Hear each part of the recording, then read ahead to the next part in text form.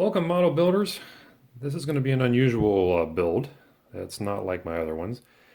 First of all, it's not a Ford product, and this is an old discontinued kit, and we're going to do something just a little different with it. But I wanted to do kind of an unboxing on this one because of what it is and what comes in the box. Those of you that follow my channel and have seen some of my other builds know that I'm generally not a fan of MPC kits. I think they're generally crude. I don't think they fit together the greatest, and I'm more often than not unimpressed with them. However, this one I picked up several years ago. This is actually one of two that I bought. I had a sealed one that I wound up selling after I got this one, which was opened. And the reason I got this is I'm going to build a replica of my father's Jeep, which was a 1957 CJ5. Now, this kit here is not going to be completely accurate for that, nor will it be accurate for the 1967 Kaiser Jeep CJ5 that I owned, but it falls somewhere into the spectrum of in between those two. And it's surprisingly pretty well detailed kit for an MPC. So we're going to open it up and have a quick look at it before we get into the whole building process.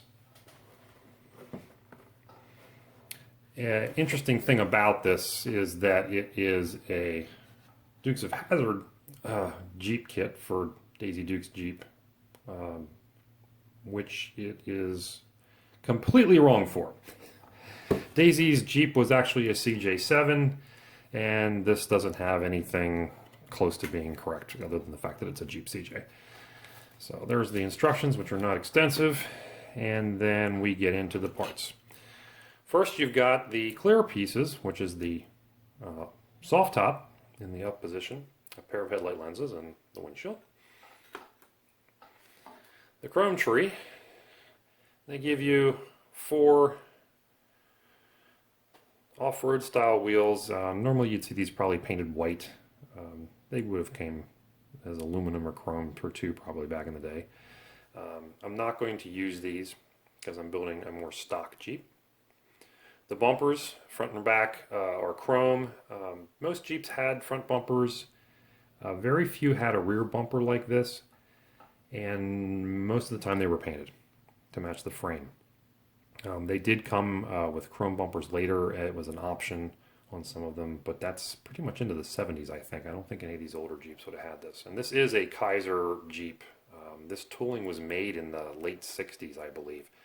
I looked it up on ScaleMates. So that's the story on this. There's some other things here. Rear view mirrors, various shifters, these hinges for the windshield, and I'm missing one of the receptacles for the hinge, which kind of is irritating. I'm going to have to try to make something, which is going to be pretty frightening.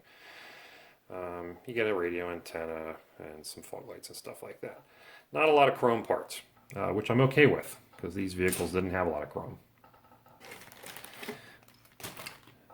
You get 4 tires, which are Formula Desert Dogs. These were actually a brand back in, I think, the 1970s.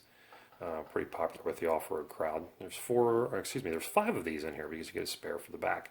Again, I'm probably not going to use these. I found in my stash some narrower Goodyear off-road snow tire type stuff. I'm not even sure what these are from anymore. I just bagged them up as I was dividing old parts up and kept those. And steel wheels, there are 2 sets in this box. I don't know why there is an extra set in here. Somebody that had them in this box before must have put these in, but there are front and rears with the fronts having the little extra hubs in there. And I think there's a spare that goes with one of these. Yeah, those are okay. The front ones have like a big lockout hub maybe, and then the rears have a little hub, and then the spare would be this blank one. But I only have 4 of these, so I'm not sure if I'm going to do anything there. You get 2 little round discs for taillight lenses, which is okay. And here's your Daisy Duke Jeep decals, which are really pretty bad. The Eagle doesn't look anything like a Golden Eagle Jeep decal, and of course now you have the 2 politically incorrect Confederate flag decals. which I don't think they were ever on Daisy's Jeep anyway. So decals, if anybody's looking for those, I have those. I'll sell them to you. And we'll get into the white plastic, which there's surprisingly a lot of. So we have a frame, a little extra piece in the front here we'll have to cut off. Jeep body tub with the fenders integral, floor pan, decent detail around. We're going to have to see about some of these holes. This is an hole for the CB antenna. But on a real Jeep, that is for the soft top mechanism, I do believe. And this is an older model CJ because it has the fuel filler on the side here, and the gas tank goes under the driver's seat. So that is an early pre-1970, I think, 71, somewhere in there, CJ design. And it is copyrighted 1980, Warner Brothers. So there's that. Tub's actually not looking too bad. I'm okay with that. You got a Firewall with some decent detail on it, although you got these big sinkhole marks. Windshield frame, and the windshield wipers will be above the windshield, which was an earlier CJ thing. Some pieces of roll bar. The side steps, these were actually factory parts on the earlier Jeeps, although a lot of them got removed or torn off during off-roading. There's a skid plate and some mystery part, I don't know what it is.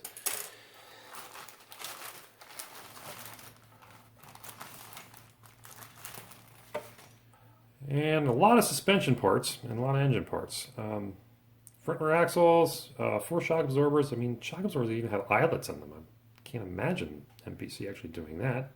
2 drive shafts. I do have the 4th leaf spring. It's in the box. And the inline 4-cylinder, which I think is an F-head engine. I'm not 100% sure on this. I didn't go far enough within my research on it yet, but I believe that is an actual Willys style Jeep F-head engine. So it looks like it might have side covers for the tappets and push rods. So we'll dig a little further into that and figure out what that actually is. And it has an oil bath air cleaner. So definitely, you know, pre AMC. Hanging pedals, which are correct for an older Jeep. Oh, one thing to mention about the Jeep tub. Being that this is an older Jeep, it would have Jeep stamped in the side here. And when we get to the tailgate, I'll show you something else interesting about this. It doesn't have the stamping, which is a bit of a discouraging thing. And we've got the hood, and it has the 2 hooks, as the originals should have. And that's hinged, hood looks like it'll hinge up, which is good. Proper grille. There's the other set of wheels, and here's the backer for the spare. There's a lot of parts in this. This is unusual for an MPC kit. There's an exhaust system. Obviously, it's a 4-cylinder, so only single exhaust. Wheel flares, these would be the rubber flare extensions, which Daisy's Jeep would have had if this were an accurate model. And you notice on the box art, it doesn't have them. So what's up with that? I have no idea. But these were common accessories, so you could put those on. Dad's Jeep didn't have those. I don't think mine did either. It's been so many years since I had it. The dash, I think, is wrong for this year Jeep. I'm going to do some homework on this, but I don't believe this instrument panel is correct.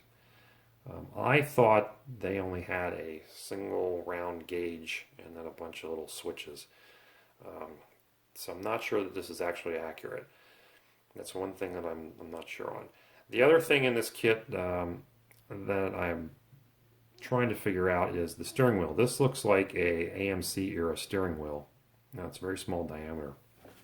The kit, to be accurate for a Kaiser Jeep, should have this steering wheel here, which is more like a old it's a proper Jeep steering wheel, but it, you know, it's kind of like an old truck or tractor steering wheel, 3-spoke.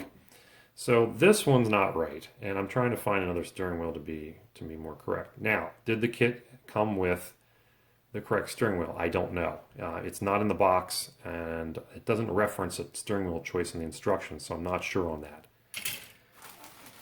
So that's one thing I gotta fix. That's one thing that'll really bother me, because my dad's Jeep, the steering wheel, and the steering wheel in my CJ were very distinctive and very rustic, and I'd like to have that correct wheel in there.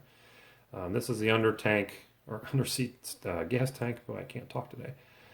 Handle for the dash. Here's your little hood latches. And this thing, I don't know what it is. It might be a handbrake. I looked in the instructions and it goes kind of between the seats, but I don't recall it ever having that. That, or maybe it's a lever for a PTO. I'm not sure. There's your steering column, and I don't know what they are. The back seats were optional in Jeeps. A lot of them didn't have it. Neither of mine. Mine or my dad's had it. Very tiny radiator, which would be correct for that model. Here's a flat panel. I have no idea where that goes. Might be, oh, it's a seat back. That's what it is. And it's cast with Fun Dimensions Division. Made in USA. You won't see that anymore. These are all made in China now. China! Thank you for the flu. And there's 2 short bucket seats. I don't know that this ribbing is accurate, depending on the year Jeep you're working on. There is a CB radio, which of course was a big popular time period thing. And of course, Daisy Jeep would have had that. If you want to make a Daisy Jeep, by the way, find yourself a monogram CJ5. Those are really, really nice kits if you're going to build a stock Jeep. I built a couple of those and I love them. And then the tailgate. Again, this is what I call a Kaiser Jeep era, mid to late 60s. And it has, this would normally be a decal, but it has 4-wheel drive in the script that is correct, molded into the tailgate. What it does not have is anything here in the center of the tailgate. Now the hole there is for the spare tire mount on this one, but the spare tire actually typically did not mount on the back of most of these old Jeeps. It mounted on the side. That should say, I believe, Jeep for that vintage. Or it might have been blank, I'm not sure. The old trucks would have had Willys on there. And they still would have said Jeep on the front side fenders, I believe. There's not really any detail to the back side of it. But it's interesting what they did here. You notice that it doesn't say Jeep anywhere on it. So that's how MPC got around licensing back in the day when they tooled this thing up originally.